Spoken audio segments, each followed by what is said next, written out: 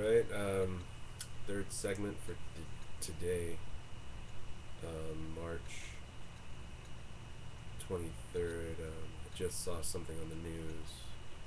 Glad I've got this. Even though I haven't paid my bill, I can still record and show you guys. In memory of Elizabeth Taylor.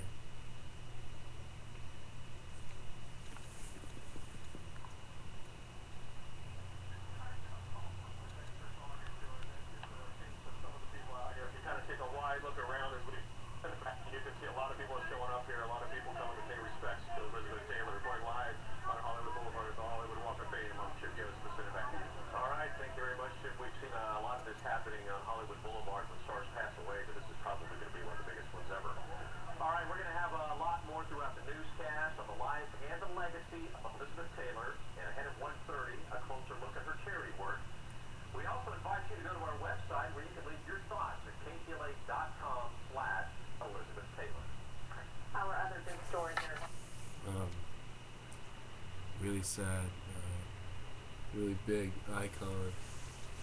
You know, a lot of people when they get awards in art, they always pay respect first to the people that look like them. Well, not always, but like, what's her name? Eric's ex. What's her name? Halle Berry.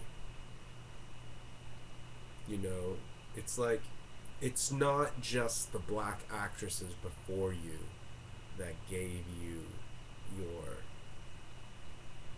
chance, or whatever the fuck. It's all of them. It's everybody that...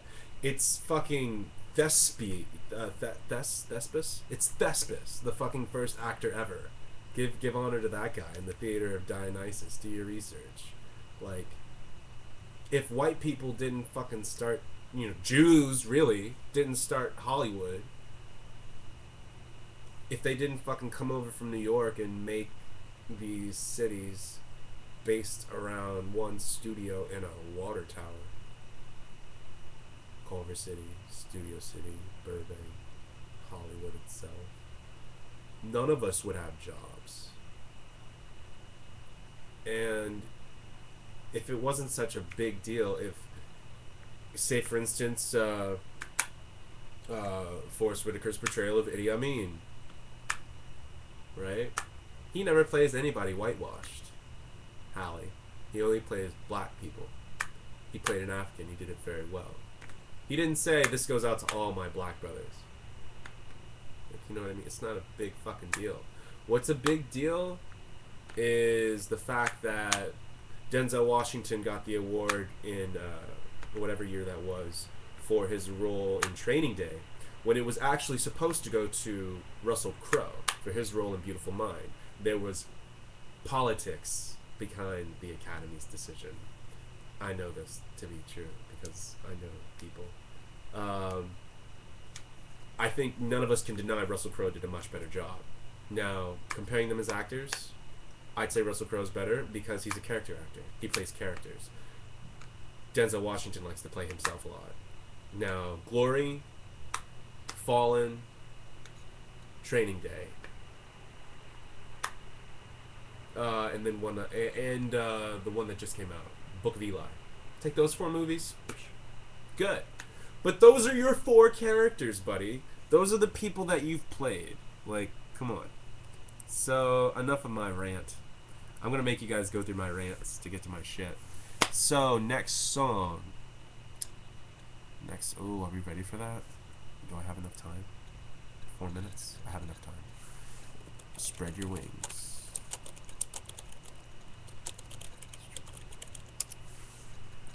This is Spread Your Wings instrumental by No from CunninLynguists.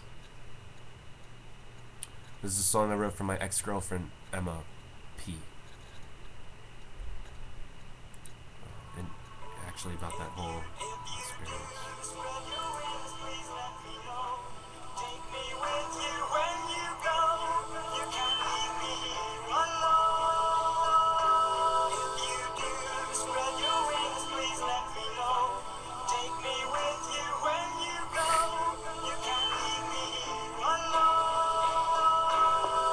We took flying lessons.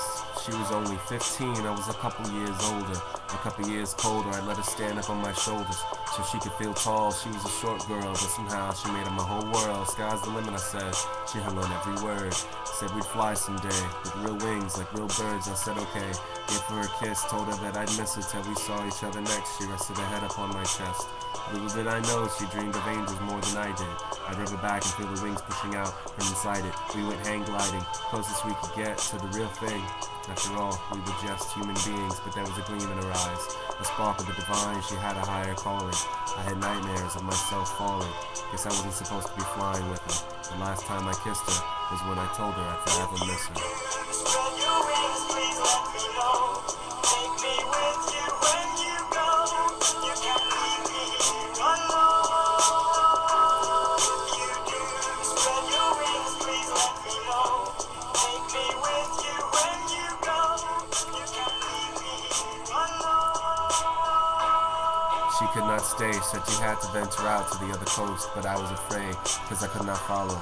I had built a life here, born and raised in church. I had spent most of my days trying to find what I finally saw in those eyes. I'd stare into the windows of a soul, like an old man drugged up, staring at a tree from inside the nursing home.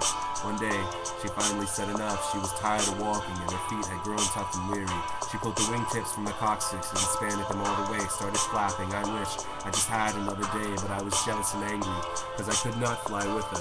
Knew where she was going, she would find somebody better. She said that we could keep in touch, keep it on the status quo, but long distance. I could not handle it.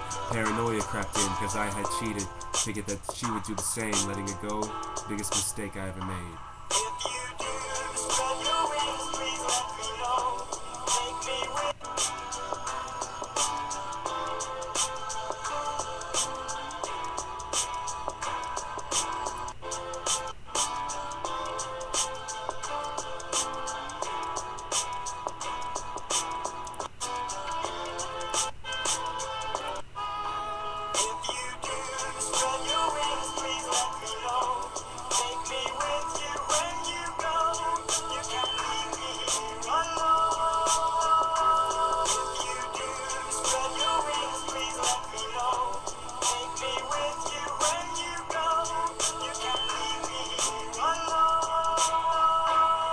Now I'm alone, been trying to find replacements, but the pain from the memory is perpetually adjacent.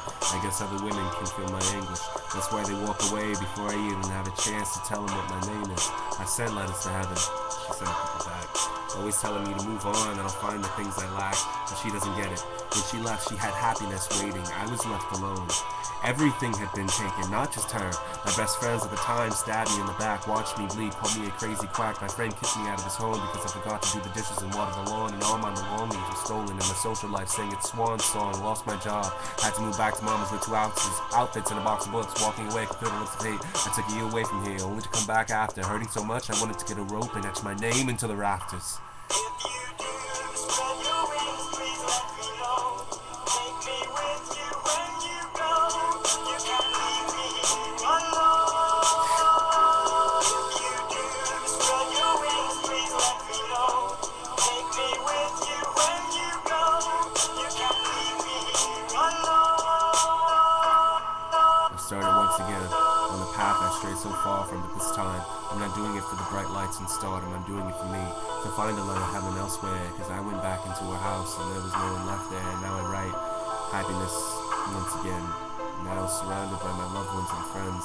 If you've ever had anything, lost anything that meant something to you, I challenge you to find a silver lining and pull through, because I lived in the lowest places and bottom fed myself like a prawn. 2 years later is when I wrote this song.